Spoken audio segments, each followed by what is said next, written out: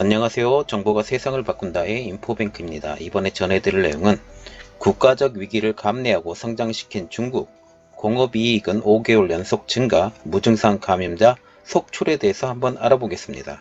여러분의 구독과 좋아요 한 번씩 눌러주시고 이야기를 한번 시작을 해보겠습니다.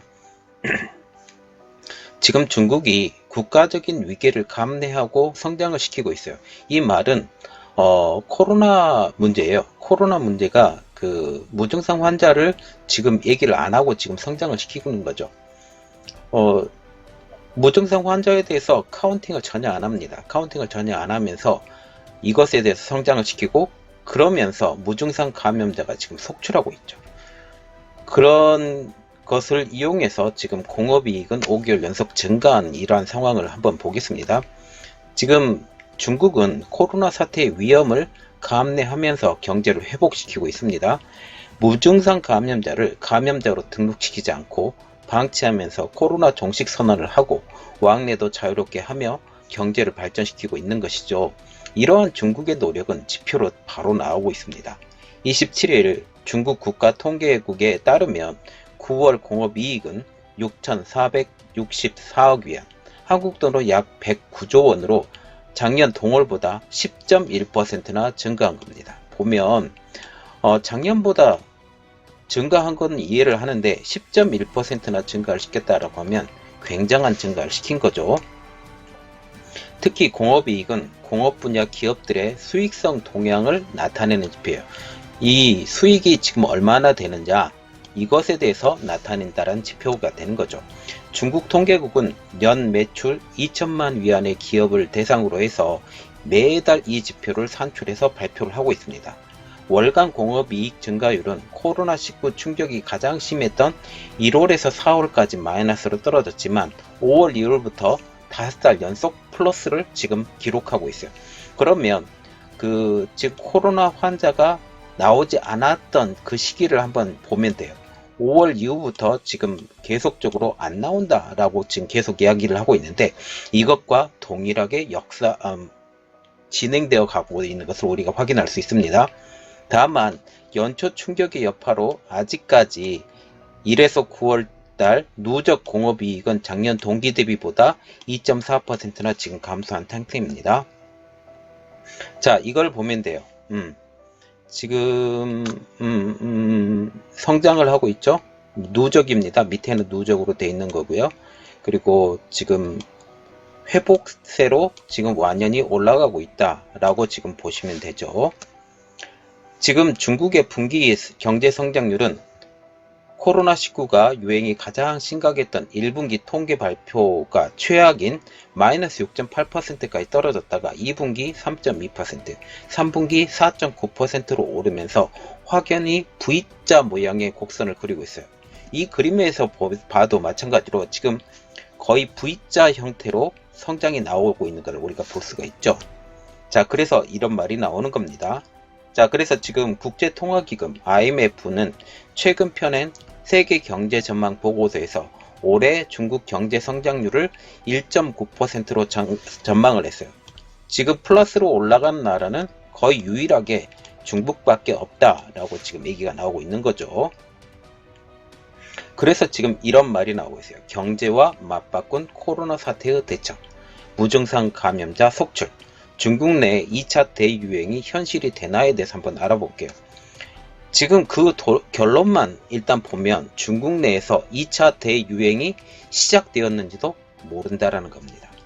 왜냐하면 경제의 발전을 위해서 코로나 종식을 선언을 했지만 위험 내관인 무증상 감염자가 지금 쏟아지고 있기 때문입니다. 신장 위구르 자치구 카슈가르에서는 지난 이틀 동안 보고된 무증상 감염자만 164명에 달하고 있습니다. 지난 24일 날 무증상 감염자 1명이 나온 뒤에 25일 무증상 감염자 137명이 추가로 보고된 거죠. 중국은 코로나19 양성 반응이 나와도 발열, 기침 등 증상이 없다면 확진자가 아닌 무증상 감염자로 별도로 분류하면서 감염자가 아닌 것처럼 속여왔어요. 4월 동안 확인된 무증상 감염자는 모두 카슈가르 지역, 푸슈현 지역의 주민입니다. 특히 24일 날 보고된 무증상 감염자는 의료 공장에서 일하는 17세 여성인데, 이 여성이 일하는 공장 직원들은 전체가 음성이에요. 이 한 사람만 양성으로 나온 겁니다. 또한 가족들도 음성으로 나왔고, 부모가 일하는 공장 직원 137명이 무증상 감염의 판정을 받은 것입니다. 그러면 가족도, 그리고 그 주위 사람들도 감염 경로를 전혀 알 수 없다라고 지금 판단이 되고 있죠. 그래서 이런 말이 나오세요. 정말 문제는 이 여성의 감염 경로가 오리무중이다라는 것이죠. 이 여성은 올해 푸시언 바깥으로 나간 적도 없고, 의심 환자나 발열 환자와도 접촉이 없었기 때문에 이렇게 말이 나온다는 거죠. 그러면 누구한테 전파되었을까? 라는 겁니다. 이에 대해서 글로벌 타임즈는 이렇게 말을 했어요. 이처럼 다수의 무증상 감염자가 나온 것은 코로나 바이러스가 지역사회에 만연한 것이다 라고 지금 판단이 나온다라는 것입니다. 전문가들은 또한 향후 무증상 확진 사례로 전환하지 않으면 코로나 바이러스가 중국 내에서 완전히 무증상으로 전파되는 것을 용인하는 꼴이 된다라고까지 지금 경고를 하고 있죠. 자, 지금 보시면 중국이 코로나 바이러스에 대해서 어떻게 대처를 했어요? 무증상 감염자는 감염자로 취급하지도 않고 이것을 그냥 전파되는 것을 용인을 했죠. 이렇게 용인을 하면서 어떻게 되느냐? 전국적으로 무증상 환자가 늘어나요. 그리고 또 이런 말이 나오고 있습니다. 코로나 환자가 무증상 환자였다고 할지라도, 그리고 또 회복이 되었다 할지라도 3개월 후에 또 코로나 바이러스에 걸릴 확률이 높다라는 이런 말까지 나오기 시작을 한다라는 거죠. 그러면 어떻게 되느냐? 지금 전체 통감염 시스템 이라고 해서 지금 진행시키고 있는 유럽 같은 경우도 이미 몸속에 항체가 생겼다 할지라도 어떻게 되느냐?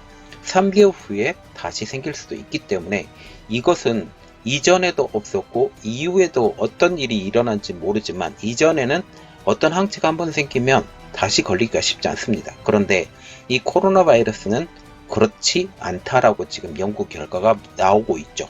그렇게 되면 유럽의 지금 방역 시스템을 다시 수정해야 된다라는 이런 이야기까지 나오게 돼요.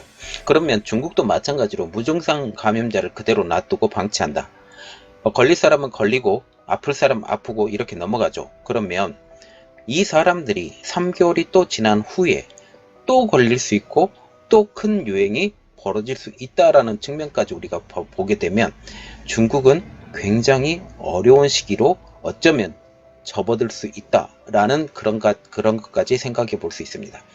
자, 그래서 중국이 이러한 방역 시스템이 중국에게 결코 도움이 되느냐, 아니면 장기적으로 어떻게 되느냐, 그 진행상을 제가 한번 유심히 지켜보고 한번 여러분들에게 자세히 알려드리겠습니다. 이번 내용은 여기까지였고요.